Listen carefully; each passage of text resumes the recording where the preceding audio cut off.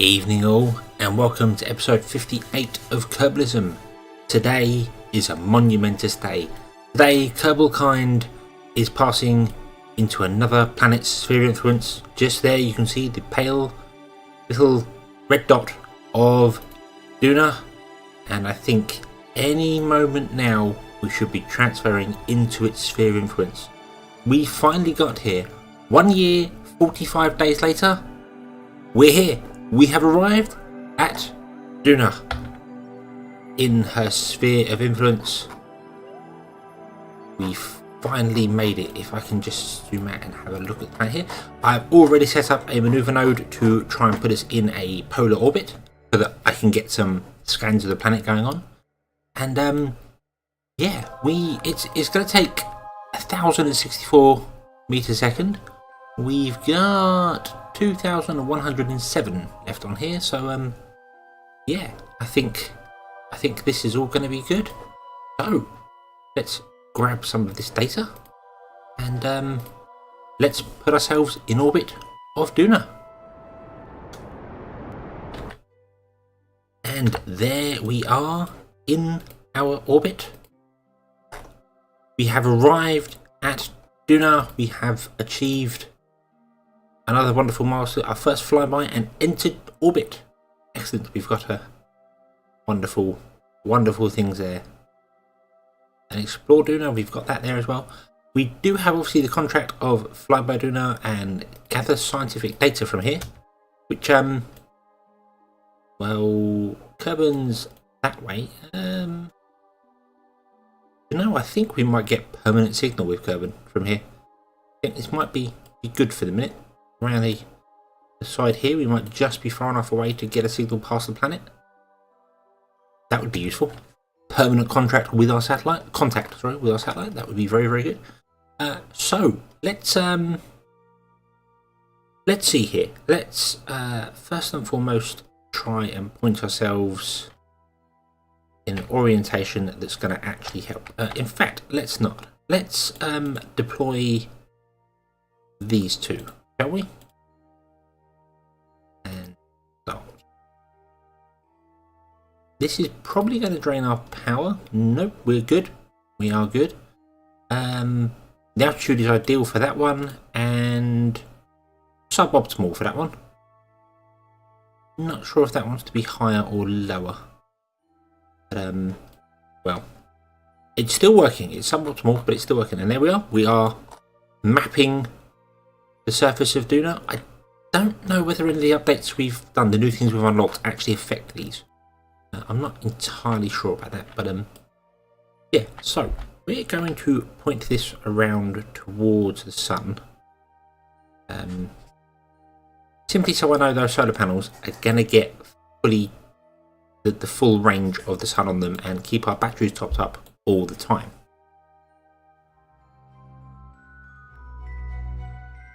So here we are, transmitting all the data back to Kerbal, which is over there. I've got it targeted. I'm pointing straight at it.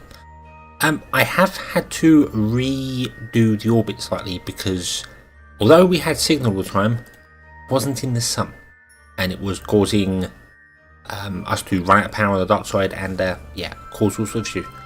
We have got an eclipse going on at the moment. You can see here, and it's a very interesting one because yeah, that's kind of correct, although big black spot, I think it's supposed to be a bit more than that, but yeah, it's on the back as well, which is rain. It's very weird to look at when it was coming in, so I think it's going to be odd to look at when it's coming out as well. Strange lava lamp thing going on here. Here we go. It blurs together, becomes the big black spot of Duna, and disappears. Speed up time again there. Oh, apparently we have no... yes, of course, we've got no power because we're being blocked by the moon. That's fine. That's not going to happen all that often. Or Ike. Sorry, it's not the moon. That is Ike. That's Duna's moon. It's a damn sight bigger than our moon and a lot closer by those things. I don't know if it's bigger, but it's a lot closer. Yeah, so this is us obviously orbiting Duna, going round and round. We're permanently in the sun. We're permanently scanning things. I haven't actually checked. That's ideal, and that's still suboptimal. Went up to 100k orbit so we could orbit faster, just to make life a damn sight easier. And yeah, so I'm going to go round and round and round and round and round and map Duna, get all this data transmitted back. We're not getting any other new ones. We've got a temperature scan, a barometer, and a Geiger counter. Now I know the Geiger counter only gets used once, but I thought the temperature scans were based on the different biomes, but it's not. We've just got one temperature scan somewhere near Duna, which is a little bit odd, but well, it's all science, and the more we get, the happier everything will be. Still got no idea how we're going to return home. I don't think this has got the Delta V to do it, although we've still got all the fuel in this stage here. That'd be a lot lighter, and we've got loads of monopropellant, loads of stuff there. So yeah, we might be able to bring this home and grab it and somehow bring it back to Earth. So oh well, sorry, to Kerbal, not Earth. But yeah, let's go round and round and let's map Duna. So we have spent just over 10 days in orbit of Duna. I have adjusted our orbit a little bit again. We're now a bit elliptical. We're 100 and 150. I did that because after it went round scanning, it was going over the same things. So I've done this to try and get the gaps in between. Still got a little way to go before I 100% map it, but we're getting there. And we're very nearly finished transmitting all of our data back. Speed up time a bit here and get that done.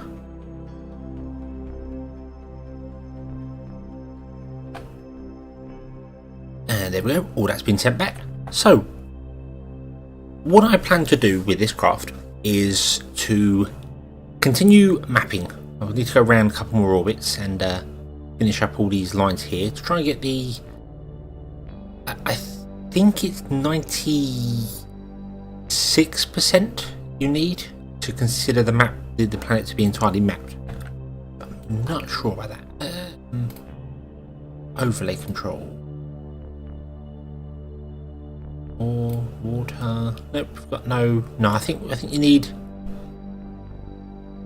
so much on it before you've got that done there. I'm not sure what it is. I'm going to get to that stage where I can look at the resources that are on Duna and find out what we need.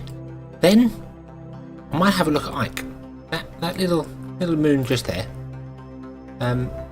We've got the Delta V to jump over to an orbit of this one and map this as well.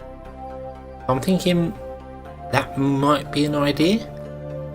And then with the Delta V in this craft, in this tank here, and obviously the monopropellant I could use, we could bring this home.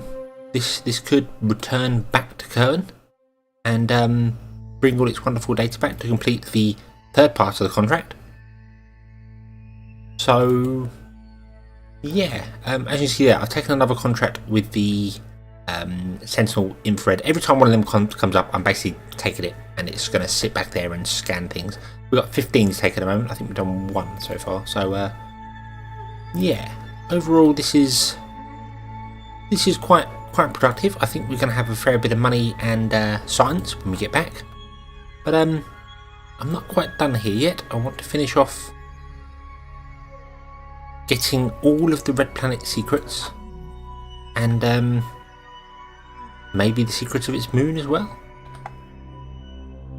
And so many days have passed. We are on year 1 day 62. I think been about another 10 days or so here. Our deep space taxi is less than an hour away from Kerbal, and I I managed to schedule a small transfer burn for almost the same time without realising. We are done here at Duna. We've got all the data we can from the devices on this craft. I can't get any ore readings because I realised Scansat isn't the ore readings, it's the built-in Kerbal one, and we don't have that, so we've got no way of knowing where any resources are on Duna. We'll have to send another probe to find out, but we have much more advanced technology now. So we are going to Ike. We are trying, hopefully, to get about 250k, because that's the wow, that's close enough. And yes, we're going to go over to Ike and put ourselves in orbit there, and do the same thing we did with Duna. Go round and round and round, scanning it, getting the information. You see, we're 98.1% complete here. I do actually believe that's enough to analyse the data. Yes, there we are, and transmit that back home. And analyse that one as well. There we are, 26 science. You have to get to a certain percentage on the map before they allow you to do anything. I'm not sure what it is. This was flashing for a while, so I think that stopped flashing. It means it's done. So yeah, that's good. I'm not sure the numbers there. I should probably read something on that, but I don't know. Right, I've just realised I was set to target burn, which was slightly wrong, but that doesn't matter. We will orientate the craft to make sure the solar panels are getting everything once again, and we will set our... actually, in fact, what we'll do is we'll use Kerbal alarm clock to do a change of influence. There we are, in 3 hours and 23 minutes, and whilst that transfers it over to Ike, we will go back to our deep space taxi and return all our Kerbals, every last one of them, back home. Hopefully without any fiery death. And we are here. We are back at Kerbal. We are a few minutes out from our burn yet. All our Kerbals appear to be okay.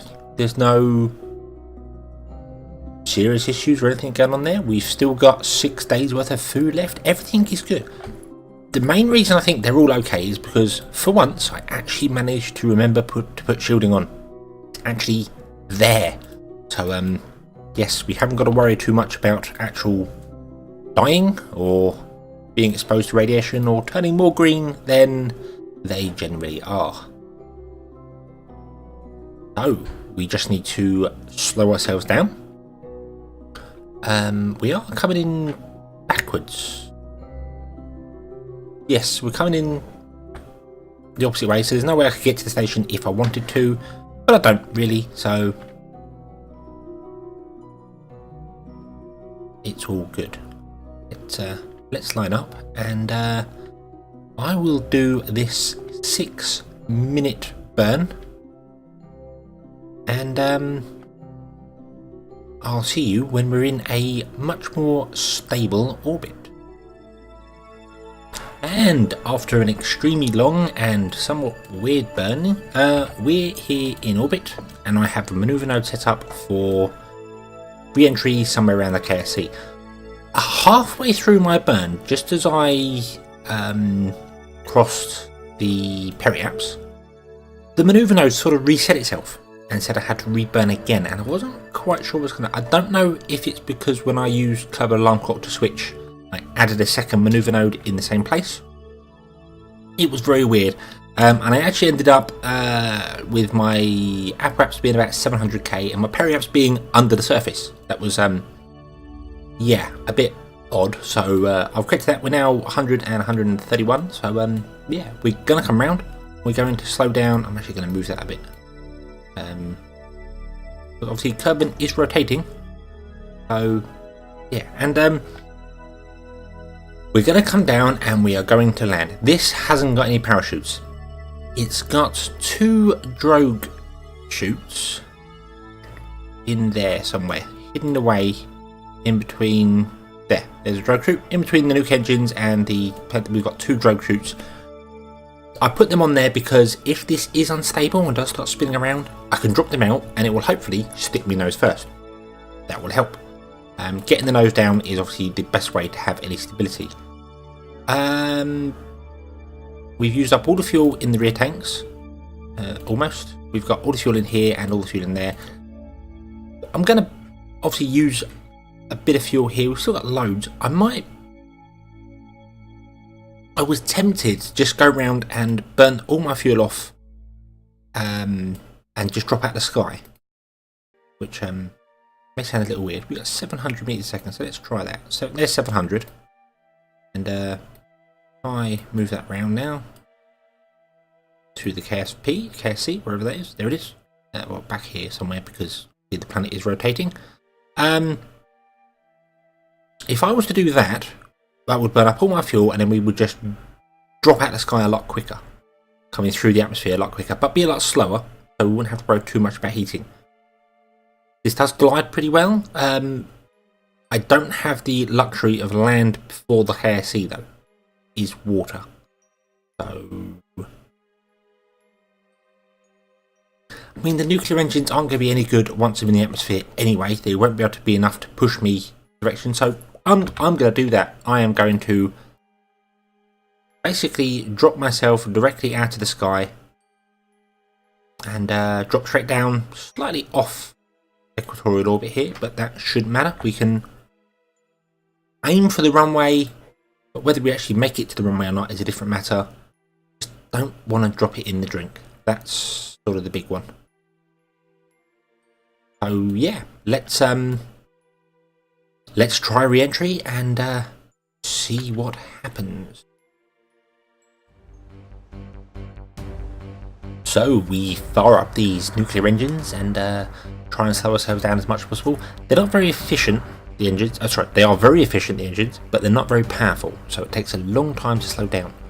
I decided to use all the fuel up, just to make the craft lighter and also slow us down as much as possible, because the slower you're going, the less likely you are to explode upon re-entry. We do overshoot the Kerbal Space Center though. I completely underestimated how much Kerbal rotates, or how quickly it rotates, and yep, we fly straight clear over that. Point the nose back forward, make sure we're not going to be coming in backwards and causing all sorts of problems with things. Decided to keep the pitch low rather than pitching up with it because I was still a bit worried about stability. We do get random explosions. Don't know what that was. Things go boom, but yeah, I was a little bit worried about the craft flipping over or doing weird things if I pitched up too hard. So just sort of came in nose first. Completely forgot about the air brakes. Utterly forgot they was even there. I could have deployed them well before that, but yeah. So we're heading towards water, so turned off to the left and just generally brought it down. It's very stable. It could do with having an air-breathing engine and a little bit of liquid fuel left to just give it that bit of a little bit more that it needs. But yeah, so put the landing gear down, deploy the air brakes a bit late, and touchdown.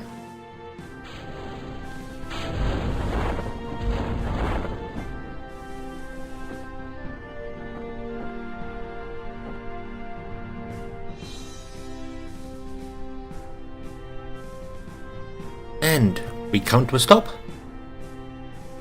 and everyone is home. This craft is successful. It can re-enter.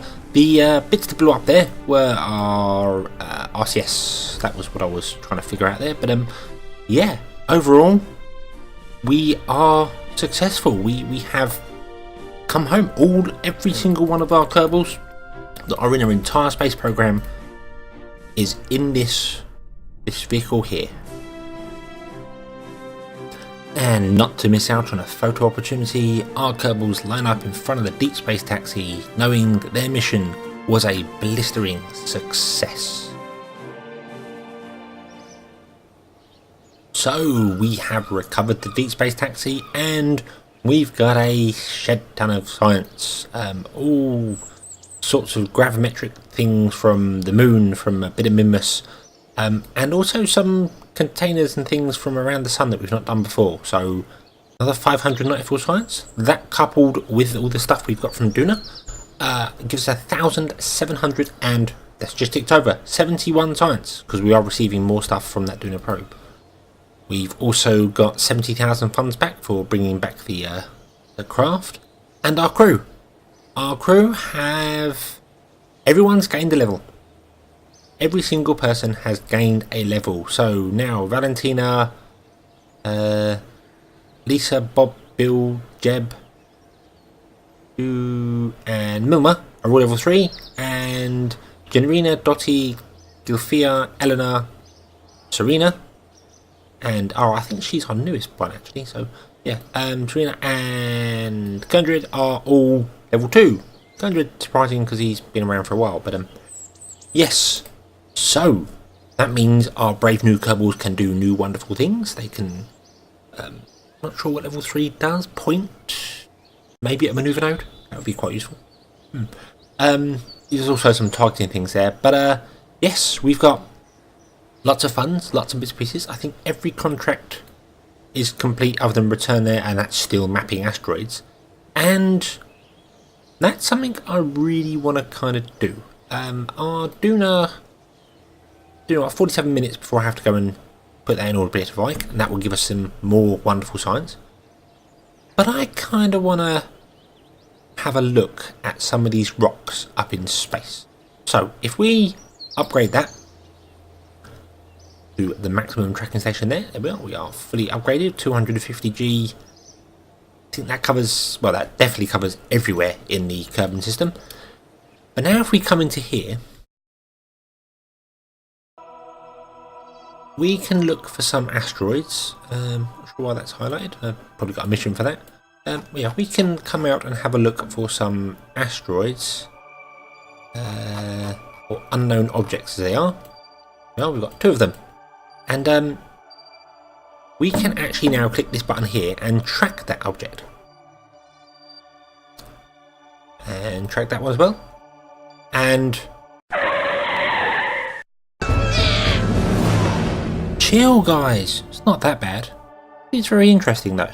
Yes, interesting indeed. Object HSJ227 will be coming in to Kerbin's sphere of influence. It will be 28 million kilometers away. It's quite far. We haven't got to worry about it smashing into Kerbin at all. I've had literally just a few more appear as I've sort of... It's weird how they've appeared here. Let's track all of these, shall we? Oh, here we go. We've got another one coming in. That's 32 million. That one is 20 million. That one's 2 million. Oh dear. And that one is 39 million. Okay. So, first and foremost, I think that one can be untracked. Oh, I can apparently terminate it. That's not really what I want to do. Is it? Well, I'm not really interested in any other ones. I'm gonna actually have a look at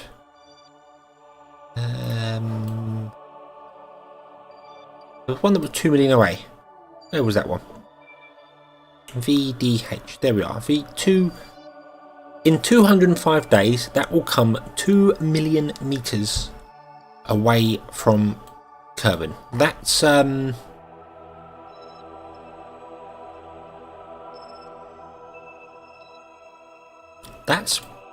here. That's within the moon.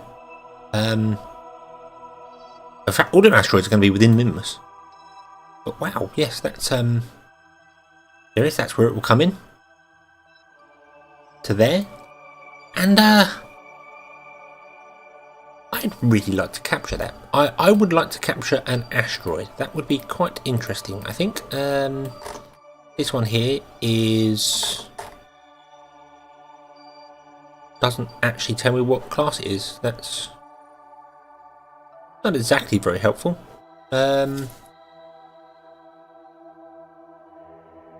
Oh, it's class A. It's the smallest one we could possibly get. So that should be quite easy to grab. I think that is definitely a plan for the future. I'm going to terminate these other ones. I didn't really want to. I kind of like to just leave them. But I don't want them all tracked. So there's no way to untrack them. So if I... Ah, there we go. There we go. That's what it is. So yes, we'll just untrack them and they just carry on flying around doing their own thing. So yeah, it's this one here. It's asteroid VHD 408. A very interesting name. But yes, this will be it here. We've got a class D and a class D as well, and then another class D there. That's very close to Kerbal. That's only 4 million meters away in 77 days. A class D is large, much larger, between 12 and 18 meters in diameter, which means that could be hundreds and hundreds of tons, whereas a class A is only no more than a few meters across. It'd be about sort of 10 tons or so, so it would be much easier to break down. Yes, that's quite interesting. I'm getting obviously loads of them now turning up, loads and loads of asteroids here turning up, but I think that one gives me plenty of time to plan building something or other. Although I am tempted by the KSQ one now, simply because it comes here sooner.